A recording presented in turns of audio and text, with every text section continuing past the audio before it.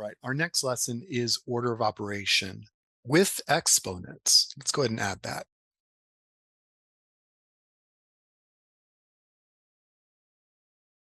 Now, when we're doing order of operation, I do want to remind you that it is PEMDAS. So most students might know PEMDAS as an order, where P or parentheses is first. And then my order descends. I then go to exponents. I'm sorry, multiplication, division, addition, and subtraction.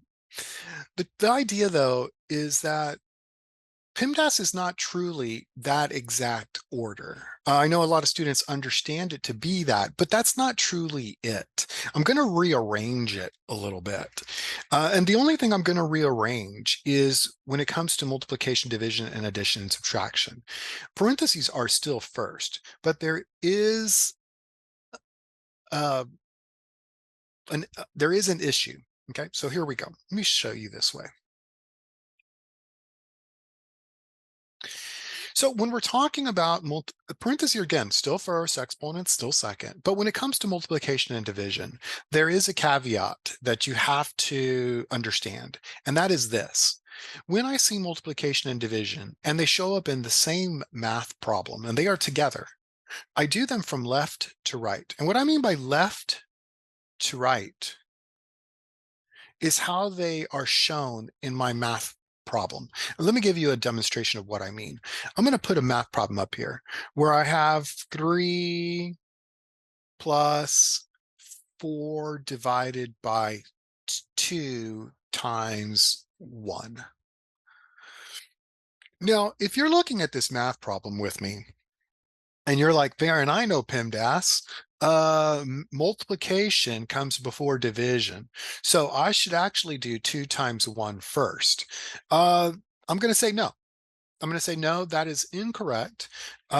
Based on what I just told you, this would be incorrect. And then students are like, well, why is that? And I'm going to say, well, it's because of the situation about multiplication, division, and addition, subtraction. Yes, they are both there. In fact, I'm going to go ahead and circle both of them. I see division here with 4 divided by 2, and I see multiplication here where you think it's 2 times 1. It's not 2 times 1.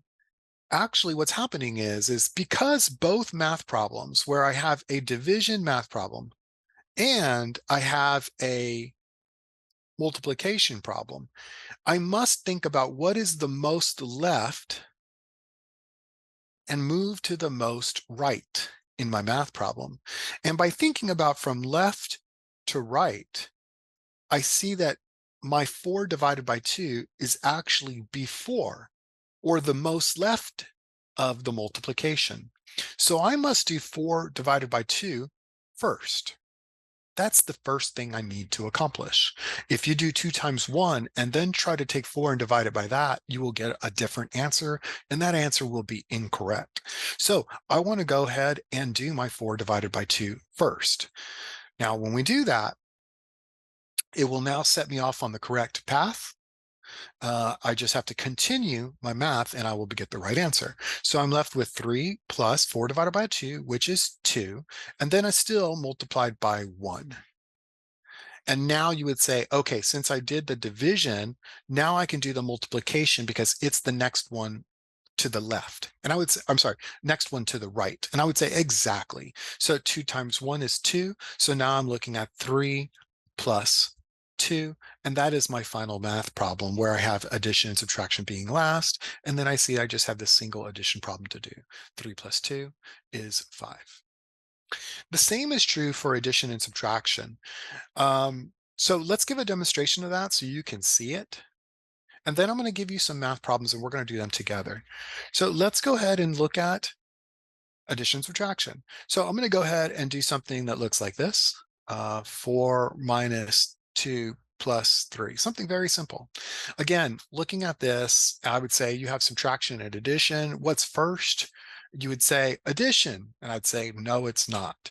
You'd say, well, according to PEMDAS, addition comes before subtraction, or it's higher on the list than subtraction is. And I'd say, yeah, but they are together. Subtraction and addition are showing up in the same math problem. And if they show up in the same math problem, I have to do what is the most left item, then move to the most right item.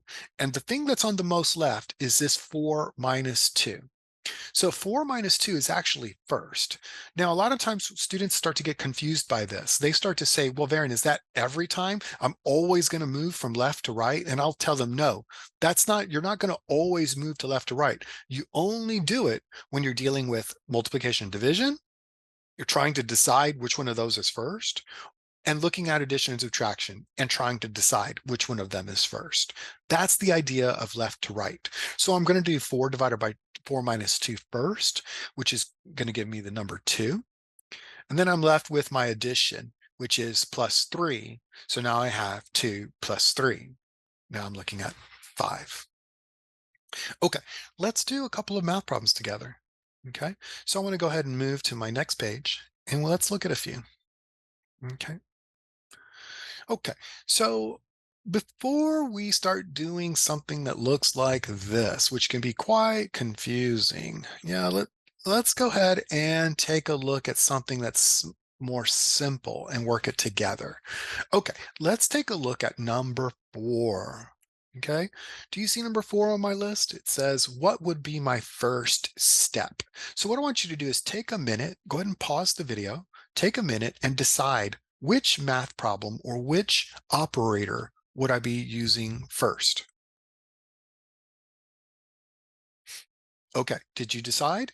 Okay, again, we still consider PEMDAS where it's parentheses, exponents, multiplication, division, addition, subtraction. And notice how I write them, where these two are side by side. So it reminds me that I think about left to right.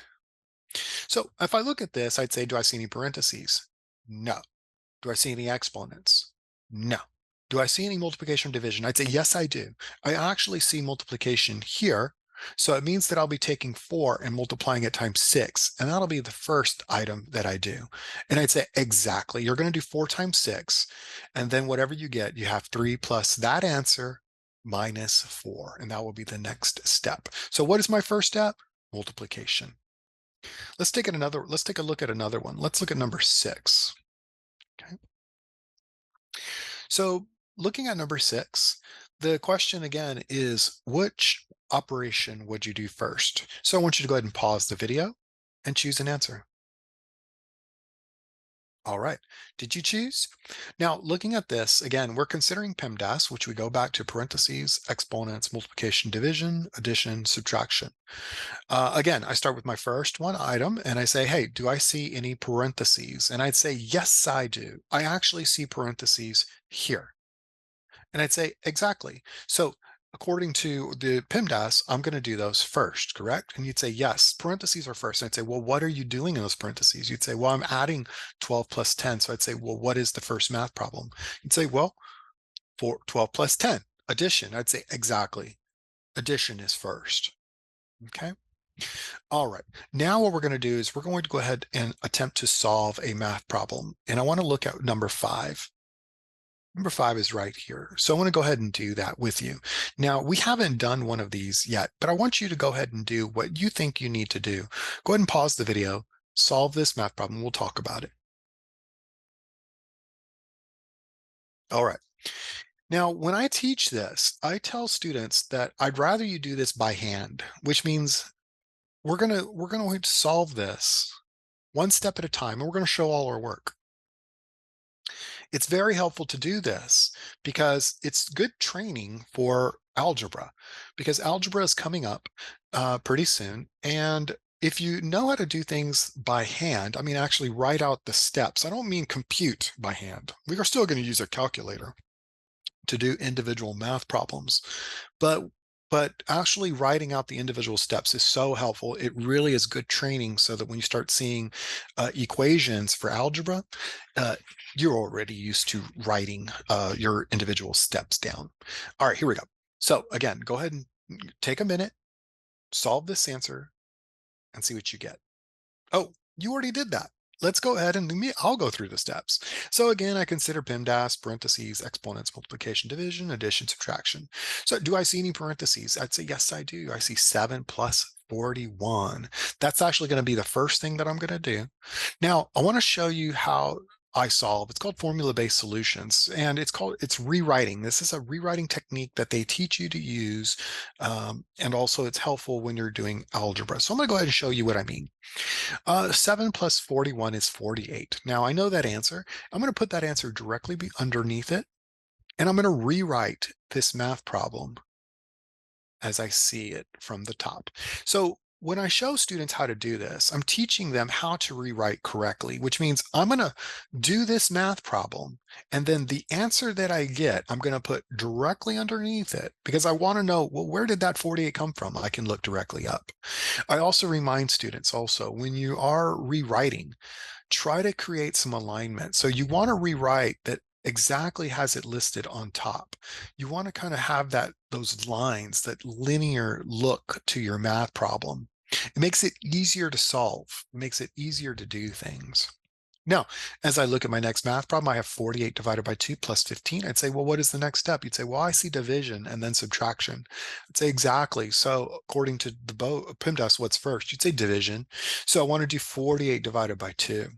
48 divided by 2 is 24. So I'm going to put that answer directly underneath that math problem, 48 divided by 24. And then I'm going to continue to rewrite this math problem, which is minus 15.